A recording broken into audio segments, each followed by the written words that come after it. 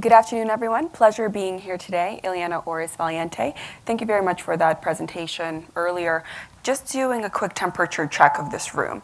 How many of you own Bitcoin? Okay, this is great. This is actually a fantastic event to be at, because a couple of years ago when I started my journey in the blockchain ecosystem, I certainly did not think that we would ever hit a point where big mainstream conferences that weren't blockchain specific would be hosting sessions around blockchain. Today alone, we did a big session with a number of government leaders across departments. Right now, we're here at this insurance event. Later on this week, I'm at another financial services event. So clearly that all points to the fact that this technology has captured people's imagination and obviously business interest, because there are dollars to be made and costs to be saved elsewhere.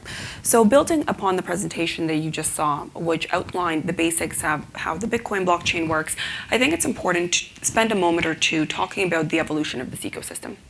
It started with the introduction of Bitcoin. It led to the creation of a number of alternative cryptocurrencies.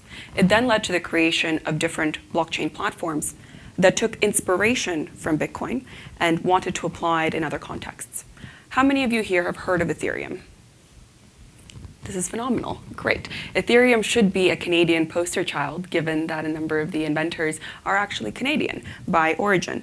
And the reason that most corporations today are really keen on this blockchain topic is because of new functionality that was introduced as part of Ethereum called smart contracts. Oh, am I broken? Aha, there we go. So what is a smart contract?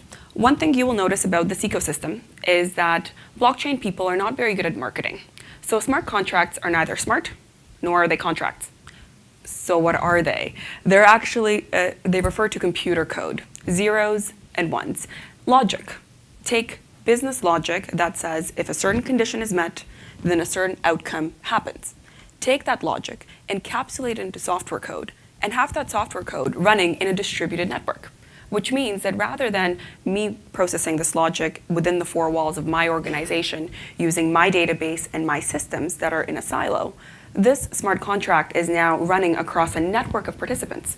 So if I enter into an agreement with someone, very simply, who's a big sports fan in the room? Okay, you. And we enter into an agreement that if a certain sports team wins, then I pay you $100, and if my favorite team wins, you pay me $100.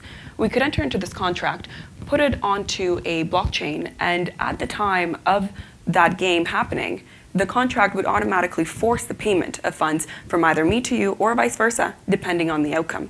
There's no ability to take a step back and say, I did not enter into this contract, but rather the network is enforcing that payment obligation.